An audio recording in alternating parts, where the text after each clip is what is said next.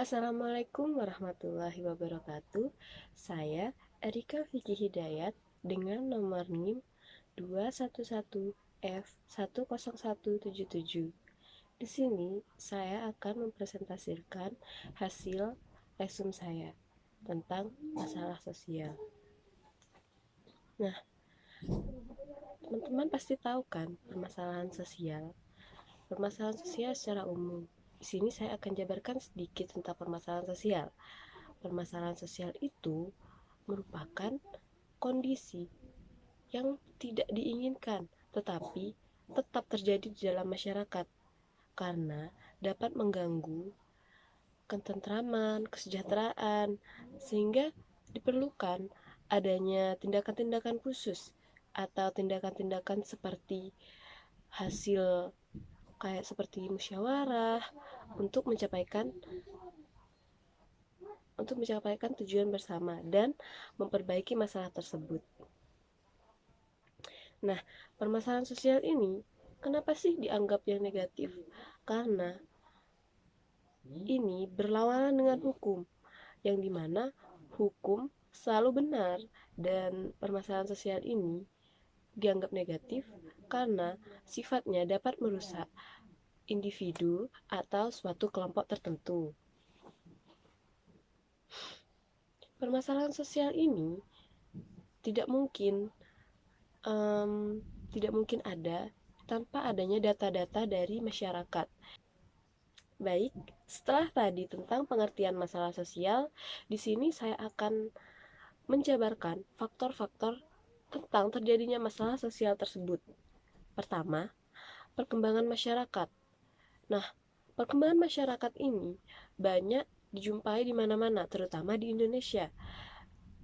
Ketidakseimbangan atau bagaimana kita dalam masyarakat yang meninggal dan masyarakat yang baru atau kelahiran yang baru, di mana ini lebih banyak kelahiran yang baru daripada masyarakat yang sudah tiada. Nah, di sini akan mengguncang atau terjadinya kekagetan dalam kesenjangan budaya. Nah, yang kedua, permasalahan sosial ini timbul adanya ketidaksesuaian dalam unsur kebudayaan. Nah, unsur kebudayaan ini seperti di Jawa dan kebudayaan di Madura itu pastinya berbeda. Nah, di dalam kebudayaan tersebut pasti ada pendapat-pendapat dari budayanya sendiri yang dianggapnya itu benar. Tidak mungkin adanya tidak sesuaian dari budaya ini, mungkin tidak sesuaian dari budaya yang itu, juga pasti pendapat-pendapatnya berbeda. Nah, itu yang menyebabkan kesenjangan sosial atau masalah sosial dalam masyarakat. Nah, yang ketiga itu permasalahan sosial ditimbulkan dengan hubungan yang tidak baik antara masyarakat yang satu dengan masyarakat yang lain. Bisa juga dengan tetangga, bisa juga dengan bentrok-bentrok antar warga, atau juga ketidaksesuaian dengan masyarakat di sekitar kita, di mana juga masyarakat di sekitar kita itu berkumpul menjadi satu. Pastinya orang-orang juga pendapatnya itu berbeda, pendapatnya itu menurut dia benar, tapi ada tapi nanti akan ada jalan tengah untuk mencapai kesepakatan bersama. Baik, setelah adanya pengertian dengan masalah sosial tersebut, juga dengan faktor masalah tersebut, ada juga bentuk-bentuk dari permasalahan sosial tersebut. Jadi, sekarang saya akan menyebutkan beberapa contoh masalah sosial. Bentuk-bentuk masalah sosial di masyarakat ini apa sih, dan bagaimana cara solusi? Bagaimana kita menghadapi masalah sosial tersebut, dan gimana sih solusinya tentang masalah sosial tersebut? Nah, yang pertama adalah kenakalan remaja. Kenakalan remaja itu termasuk masalah sosial, karena adanya pengabaian dari satu individu ke individu yang lain yang menyebabkan perilaku menyimpang dari seorang anak. Nah, kenakalan remaja ini bisa meliputi semua, semua yang menyimpang atau norma-norma yang mereka langgar, yang selama norma tersebut berlaku di dalam masyarakat. Adanya pelanggaran seperti di sekolah maupun di masyarakat yang menyebabkan adanya tindak pidana. Nah, biasanya contoh-contoh dalam kenakalan remaja itu seperti kabur dari rumah, atau juga merokok, atau juga membolos sekolah, atau juga minum minuman, balap liar, terus juga tidak mematuhi protokol, juga tidak mematuhi aturan-aturan yang ada di rumah maupun di sekolah maupun di perkuliahan, seperti itu dan lain sebagainya. Pelanggaran ini bukan tercatat secara kuantitas karena dianggap bukan kasus yang melanggar hukum, tetapi melanggar norma-norma yang ada di dalam masyarakat. Sementara itu, ada juga kasus-kasus yang melanggar hukum seperti kasus seks pranikah atau aborsi, atau sekarang banyak kan yang seks seks bebas itu dianggap lumrah oleh anak-anak zaman sekarang. Tetapi menurut saya itu tidak lumrah sama sekali. Di kalangan remaja itu banyak, apalagi di kota-kota besar, di mana mereka setelah melakukan hal tersebut juga ada dampaknya, dan itu dampaknya seperti hamil terlebih dahulu, terus juga pengkeroyokan terhadap wanita, di mana ada satu kasus yang baru-baru ini terjadi, di mana itu terjadi kepada anak-anak yang di bawah umur, itu dikeroyok oleh teman-temannya, padahal di situ juga ada pacarnya dia, dan juga saya bisa menyebutkan itu tindak asusila yang sangat minim. Nah, mungkin kalau seperti itu bisa, mungkin seperti seks bebas yang dilakukan mereka, mungkin ada janinnya, nah itu bisa diaborsi. Tetapi kebanyakan dari kenakalan remaja itu bisa menyebabkan efeknya kepada jiwa, dan di jiwa tersebut bisa menyebabkan stres, gila, dan bahkan bisa menyebabkan bunuh diri. Nah,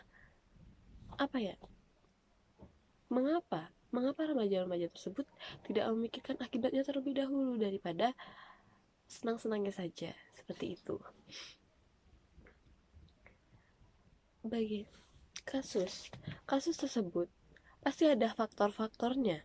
Nah, penyebabnya biasanya belum matangnya emosi, terus juga darinya broken home atau situasi krisis terhadap kepercayaan diri.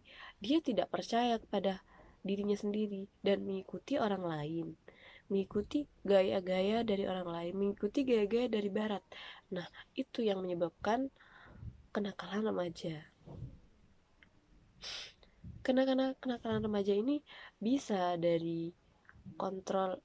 dicegah dari kontrol diri, atau dari bimbingan dengan orang tua, atau juga dengan bisa ke psikiater atau ke psikolog, atau juga dengan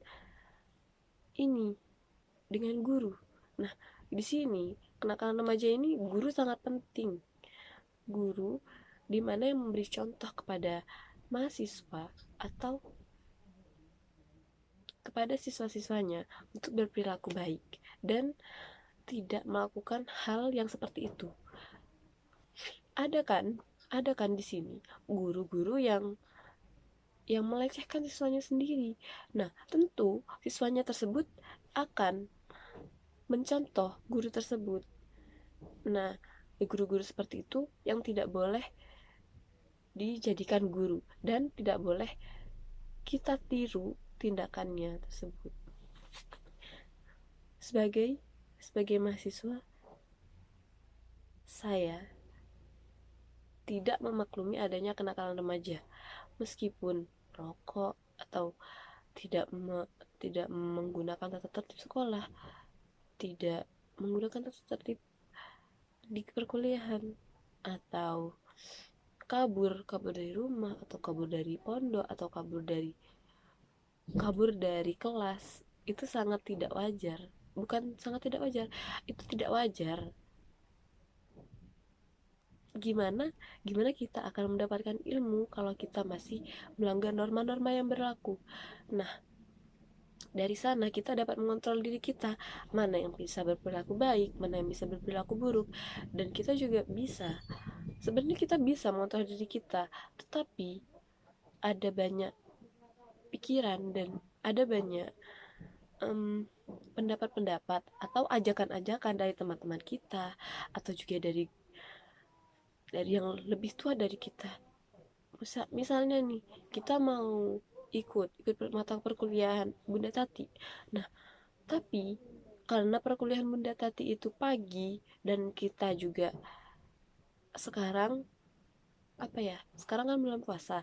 Nah, kita juga dituntut untuk bangun pagi, dimana ada teman yang mengajak, jangan deh, jangan masuk itu, jangan masuk ke kelasnya Bunda Tati, karena Bunda Tati pagi sekali, dan juga kalau telat 15 menit itu di A sudah percuma kita masuk, izin aja mending. Nah, itu juga ajakan-ajakan yang tidak baik, itu juga termasuk kenakalan remaja. Nah, kita kita sebagai mahasiswa harus bisa mengatur jadwal kita, di mana itu untuk tidur, di mana untuk kelas, di mana untuk berbuka puasa, untuk bersahur. Nah, itu bisa kita atur sendiri agar kita bisa masuk dalam kelas Bunda Tati, seperti itu. Terima kasih. Nah, setelah kenakalan remaja, ada bentuk-bentuk lain yang menjadi masalah sosial, yaitu kemiskinan. Kemiskinan, suatu kondisi di mana terjadinya ketidakmampuan untuk memenuhi kebutuhan-kebutuhan yang dasar, seperti makanan, pakaian, tempat berlindung, dan juga keinginan-keinginan pribadi kita. Nah, kemiskinan juga berdampak pada kesehatan, pada kesenjangan sosial, cara pandang masyarakat, di mana kemiskinan ini pasti ada faktor untuk mendapatkan pelajaran. Nah, kemiskinan ini juga bisa menjadi faktor untuk anak-anak yang ingin belajar, tetapi karena kemiskinan tersebut, anak-anak tersebut tidak belajar, seperti itu. Masalah sosial kemiskinan ini sudah ada dalam masyarakat global, masyarakat umum, yang dimana beberapa negara itu sangat mementingkan suatu kebutuhan, yang dimana kebutuhan tersebut itu pasti melonjak naik setiap tahunnya. Nah, kemiskinan ini dapat terjadi seperti itu karena itu. Apa sih penyebabnya? Penyebab kemiskinan ini apa sih gitu? Nah, penyebabnya ini karena banyaknya pengangguran, juga tersedianya lapangan kerja ini sedikit, dan juga secara turun-temurun bisa. Kemiskinan ini bisa juga secara turun-temurun, yang dimana orang tuanya itu sudah miskin. Nah, juga anak-anaknya itu tidak ada kemauan untuk merubah derajat orang tuanya, dimana anak-anak tersebut juga mengikuti cara kerja orang tuanya, dimana orang tuanya seumpama orang tuanya malas. Nah, anak-anak pasti mengikuti orang tuanya kan. Jadi orang tua itu sebagai patokan, dimana anak tersebut juga akan menjadi malas. Nah, itu menyebabkan turun-temurunnya kemiskinan. Juga ada kemiskinan yang terjerat oleh hutang, dimana orang tuanya tahu kalau dia punya hutang, dan orang tuanya tidak membayar hutang tersebut. Nah, anak-anaknya kan tidak tahu. Nah, jadi hutang-hutangnya dari orang tua tersebut akan turun kepada anak-anaknya. Nah, gimana sih untuk Nah, gimana sih solusinya untuk anak-anak tidak mencapai kemiskinan itu? Tentunya sulit untuk sulit untuk anak-anak yang ingin tidak miskin, atau dari pemerintah sendiri, kemiskinan ini sulit untuk dipecahkan masalahnya, dimana banyaknya orang-orang yang kaya, orang-orang yang mampu, itu juga pastinya tidak akan secara cuma-cuma untuk memberikan kepada orang miskin gitu. Nah, ini kita bisa tanamkan dalam diri kita untuk mengubah derajat orang tua, untuk mengubah derajat keluarga. Kita harus bekerja keras, kita juga harus berpendidikan, kita juga harus berprinsip. Nah, yang berprinsip ini sangatlah penting, dimana prinsip kita yang kita jaga dari masa muda kita, untuk kita bekerja keras, berdoa pada Allah, berdoa pada Tuhan. Nah, itu juga bisa menjadi faktor kita untuk sukses di mana depannya. Kita juga bisa bekerja keras diselingi doa, kita akan bisa untuk sukses. Tapi bekerja keras tapi tidak ada berdoa, itu kita anggapnya sebuah angan-angan saja. Kita berharap kepada siapa sih? Gak ada, kita gak ada. Kalau cuma bekerja keras, kita gak ada berharap kepada siapa-siapa. Kalau kita berdoa juga, kita berharap kepada Tuhan. Tapi tanpa kerja keras, berdoa saja, itu tidak bisa. Karena kita hanya berharap kepada Tuhan, sementara usaha kita tidak ada. Seperti itu. Nah, kemiskinan ini bisa kita dapat kemiskinan ini bisa kita ambil sebagai pembelajaran bagi kita saja, dan kita sebagai mahasiswa yang telah berpendidikan dari zaman TK, zaman SD, zaman SMP, zaman SMA, kita mestinya tahu gimana hidup yang kurang mampu itu tidak enak. Nah, kita sebagai mahasiswa harus mengangkat derajat orang tua, guru, atau di sekitar kita, keluarga kita, untuk tidak berkehidupan yang kurang mampu. Nah, kita bisa untuk mencapai, apalagi kita masih muda kan, kita bisa mencapai kesuksesan dengan membahagiakan mereka, dan dengan kebutuhan-kebutuhan yang tersebut itu bisa terpenuhi, seperti itu. Saya akan lanjut kepada bentuk-bentuk yang lain, bentuk-bentuk masalah sosial yang lain. Tadi juga ada kenakalan remaja, terus juga ada kemiskinan. Nah, sekarang kriminalitas.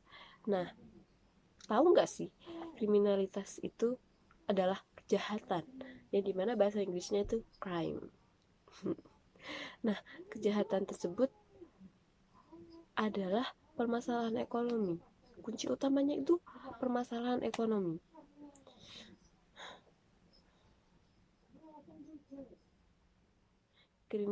Kriminalitas ini ada dalam undang-undang, diatur dalam undang-undang, tetapi banyak orang yang tidak mendengar, tidak membaca, atau tidak memahami undang-undang. Nah, di mana mereka tetap melakukan kejahatan tersebut.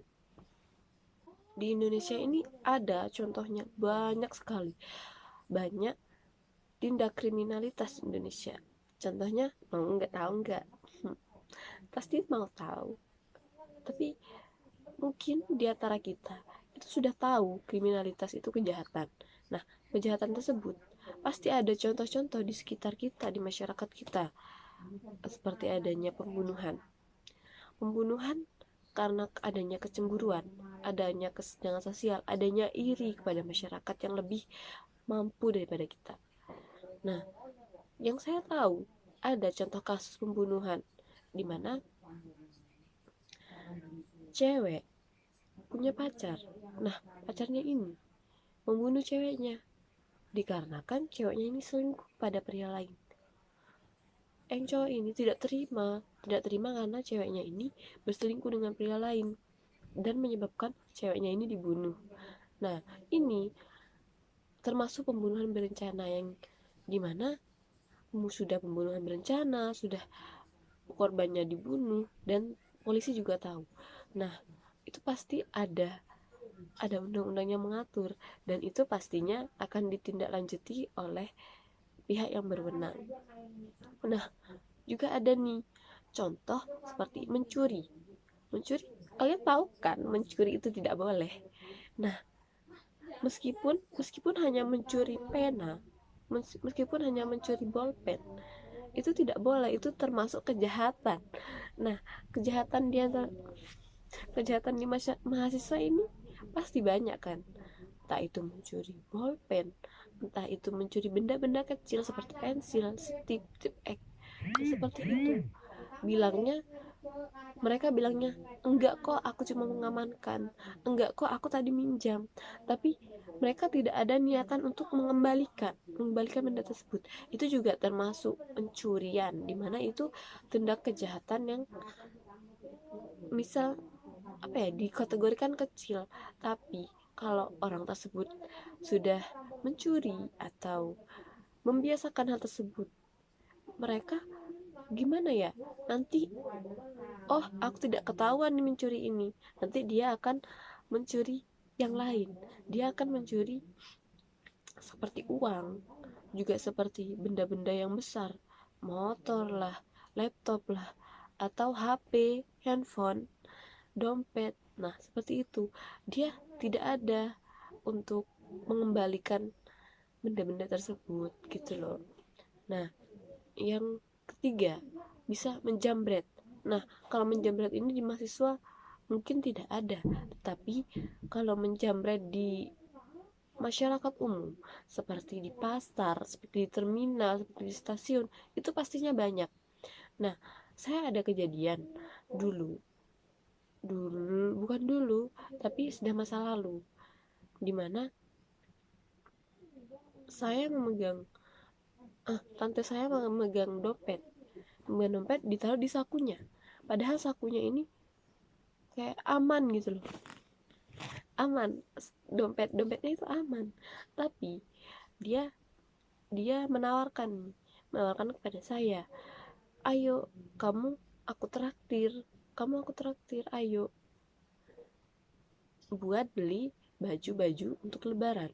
Nah, pas saya dan tante saya itu mengecek baju-baju, tiba-tiba ada anak kecil yang menabrak tante saya.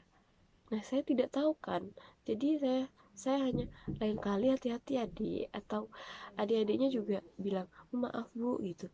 Ternyata pas saya mau membayar ke kasir, dompet tersebut sudah tidak ada.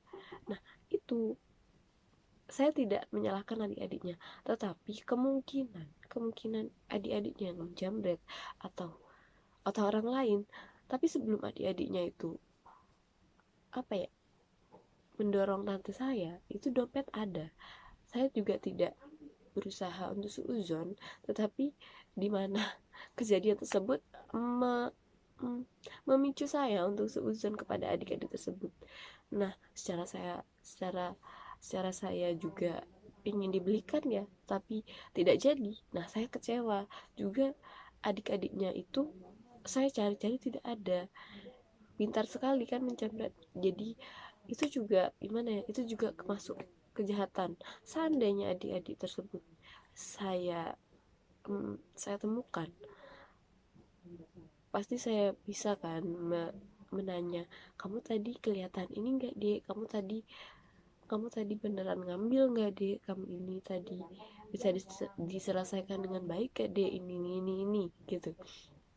Nah, itu juga termasuk kejahatan, dimana kejahatan tersebut itu merugikan orang lain gitu loh, seperti itu.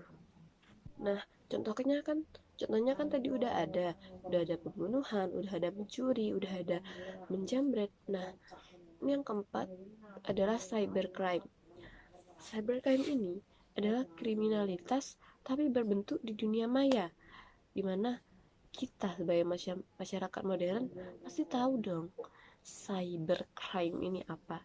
Nah, cybercrime ini seperti tindakan yang dilakukan oleh suatu peretas di mana untuk mengambil data-data yang penting. Nah, dengan kecanggihan teknologi komputer dan telekomunikasi, pasti banyak di antara cybercrime ini yang meretas data-data kita pun juga bisa tertas karena dia mempunyai kemampuan yang luar biasa, dia pintar. Nah, sekarang banyak peretas-peretas yang sudah bisa mengambil data-data dari para negara-negara yang besar. Contohnya Indonesia, kemarin juga ada BPJS yang diretas, juga ada keamanan dari Australia keamanan dari Amerika yang diretas. Itu kan pasti dia mempunyai peralatan dan juga kecerdasan yang sangat tinggi. Pastinya keempat keempat tadi itu bisa untuk dilaporkan kepada pihak yang berwenang. Nah, gimana sih solusinya untuk tidak ada kejahatan? Solusinya untuk tidak ada kejahatan ini sangat sulit. Bahkan di masyarakat kecil itu sangat sulit. Dan juga di mana perkotaan itu pastinya, kalau di perkotaan itu pastinya dibawa ke jalur hukum, dibawa ke pihak yang berwenang. Tapi di mana ada kejahatan yang di masyarakat, di golongan yang pedesaan atau golongan masyarakat terpencil, sudah tahu dia jahat, tapi solusinya dia adalah dengan cara kekeluargaan. Keluarga atau korban tersebut memaafkan kejahatan yang dilakukan orang tersebut. Nah, kalau kejahatan seperti itu, kadang ada yang membuat orang jerah, kadang ada yang membuat orang tidak jerah, seperti itu. Jadi kita harus tahu bagaimana kita menyikapi kejahatan. Kita bisa memaafkan atau tidak. Nah, jika kejahatannya besar, kita bisa bawa ke jalur hukum atau tidak, seperti itu. Nah, setelah dengan masalah-masalah yang tadi, juga ada bentuk-bentuk dari yang keempat. Tadi sudah kenakalan remaja, terus kemiskinan, dan tadi juga sudah kriminalitas. Nah, sekarang kesenjangan sosial. Apa sih kesenjangan sosial itu? Kesenjangan sosial ini suatu kondisi di mana ketidakadanya keseimbangan sosial yang terjadi dalam masyarakat, yang kemudian ada satu atau dua perbedaan yang sangat mencolok. Nah, kesenjangan sosial ini antara ada masyarakat kaya dan juga ada masyarakat miskin, dan juga ada pejabat dan juga ada rakyat biasa. Nah, dengan kata lain, adanya suatu perbandingan di mana yang lebih baik dan lebih buruk, di mana ada yang lebih bagus dan lebih jelek, seperti itu. Nah, kesenjangan sosial ini terjadi umumnya karena adanya pengangguran, karena juga adanya kurangnya lapangan pekerjaan. Juga ada seperti suku terasing, seperti itu. Nah, kita beri contoh di Indonesia. Nah, ada di Indonesia ini berbagai macam konflik sosial. Contohnya konflik horizontal, yang sebenarnya menjadi dasar akar permasalahan asalnya karena ada kesenjangan sosial yang berimbun pada kecemburuan sosial. Nah, pada satu sisi masyarakat yang hidup mewah, hidup berkecukupan, namun di sisi lain ada orang yang mengalami kekurangan dan juga keterbatasan ekonomi. Nah, itu timbulnya adanya iri dari masyarakat yang kurang berkecukupan, dimana dari kesenjangan sosial ini masuk lagi nanti ke kriminalitas yang tadi, bisa mencuri, bisa menjamret, juga bisa membunuh kepada masyarakat yang lebih mampu. Itu karena adanya iri dan kesenjangan sosial tersebut. Nah, ada juga di Indonesia ini juga ada seperti suku ini. Nah, cemburu kepada suku ini, atau bisa juga suku ini yang dianggap mengambil kebudayaan dari suku ini. Bentroklah mereka. Jadinya mereka itu bisa jadi iri satu sama lain. Mereka itu jadi kayak ada kesenjangan gitu, kayak ada pembatas dari mereka, padahal mereka sama-sama di Indonesia juga ada agama yang ini juga agama yang ini. Nah, di mana agama yang ini juga mendominasi di Indonesia, juga yang agama ini juga lebih sedikit peminatnya di Indonesia. Tapi tergantung keyakinan kita, di mana agama tersebut merusak tidak, ada baiknya tidak. Kita yakin dengan adanya Tuhan di agama ini tidak. Kita yakin ada agama, ada Tuhan di agama ini tidak. Sebenarnya semua agama itu mengajarkan hal yang baik. Tuhan juga satu, Allah juga satu.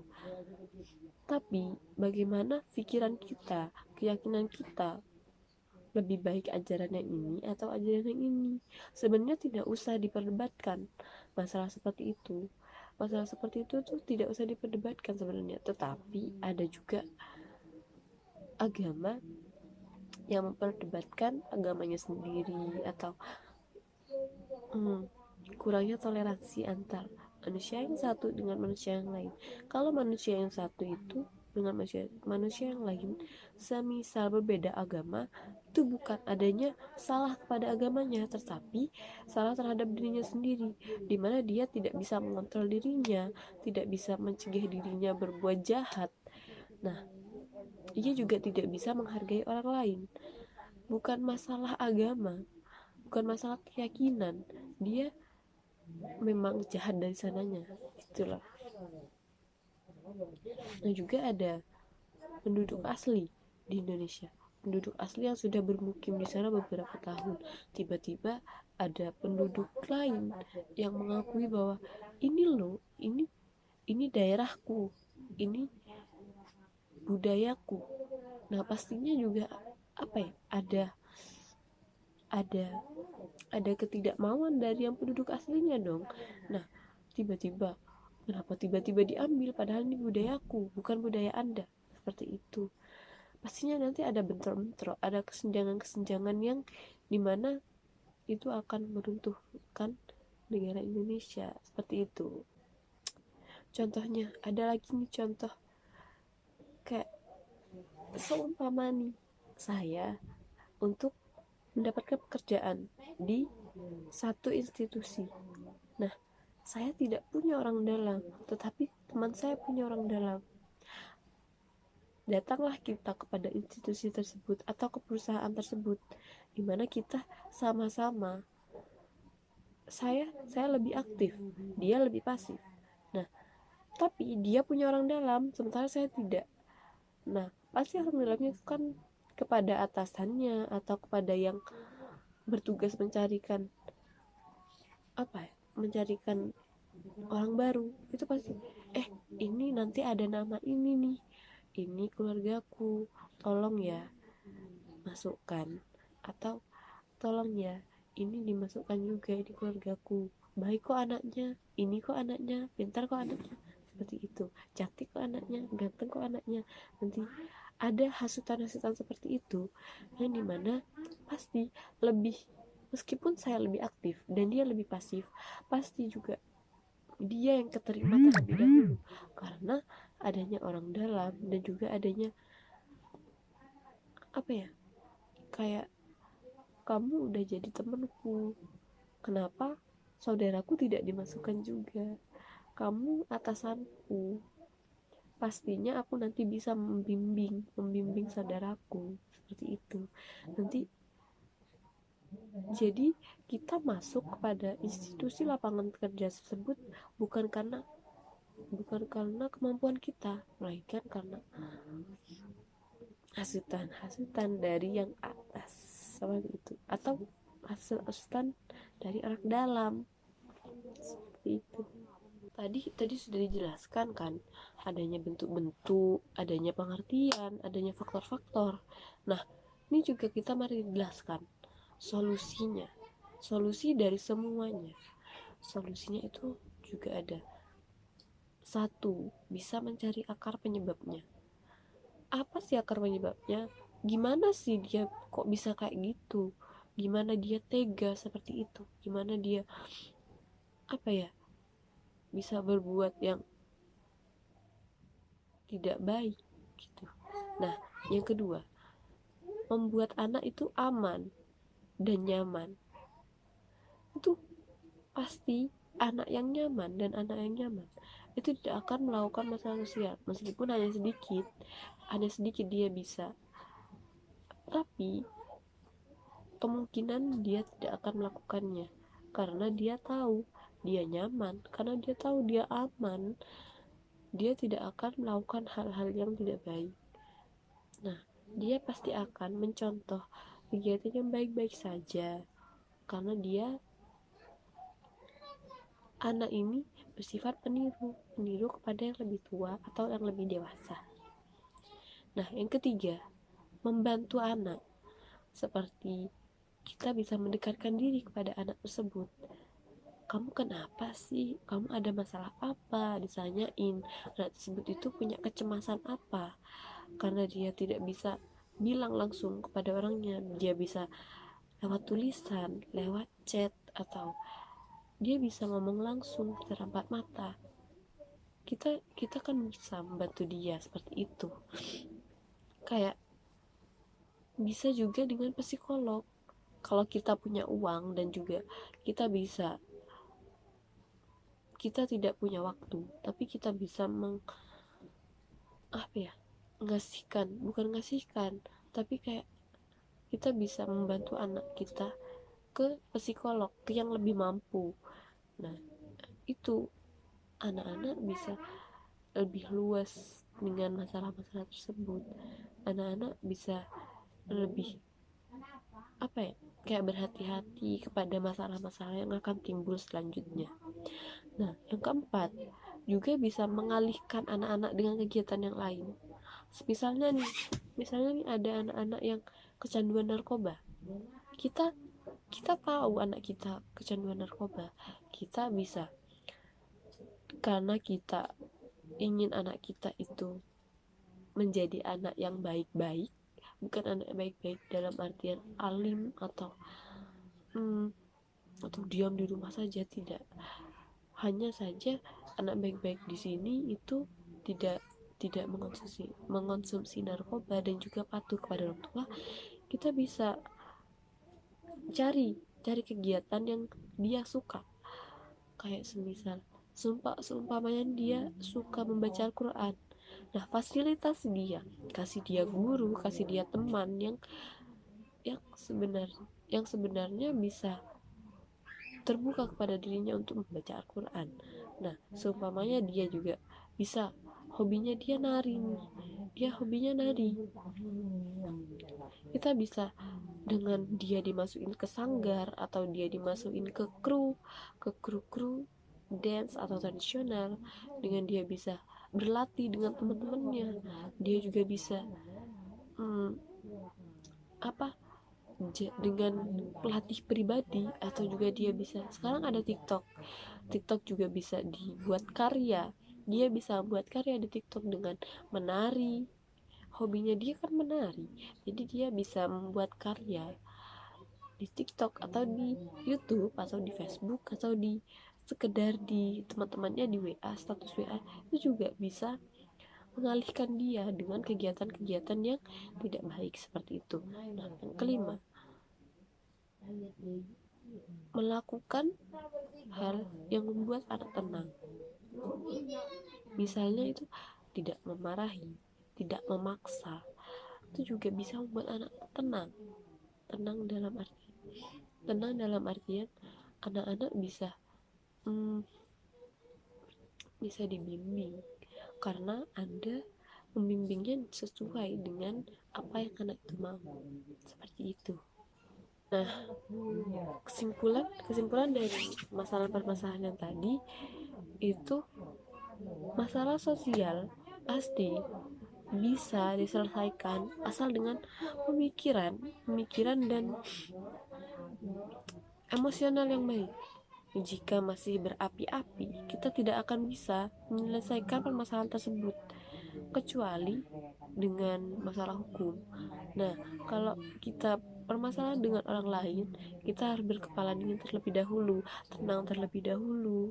Nah, seperti itu kita nanti bisa mencari jalan keluar dari permasalahan-permasalahan sosial tersebut. Juga kita bisa dengan faktor keluarga atau faktor lingkungan, kita juga bisa kita juga bisa meminta pendapat kepada orang-orang yang mungkin pikirannya lebih dewasa daripada kita. Jadi mereka bisa, aku nih dulu seperti ini, nanti solusinya itu seperti ini gitu. Kayak kita tuh masih kecil, masih anak-anak, meskipun kita tergolong mahasiswa, kita ini butuh juga orang dewasa atau psikolog atau guru atau dosen yang bisa membuat kita mencari solusi dan mendapat solusi di antara permasalahan-permasalahan yang kita alami. Seperti itu. Semoga presentasi dari saya bisa dan dapat dimengerti dengan baik dan difahami dengan baik, karena perkuliahan ini sangat seru. Sangat seru. Saya suka bervideo, tetapi kurangnya kepercayaan diri saya. Jika dilihat orang lain, itu pasti saya akan gugup.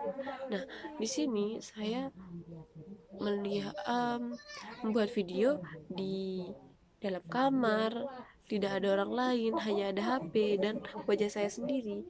Itu sangat tenang, sangat aman, dan sangat senang.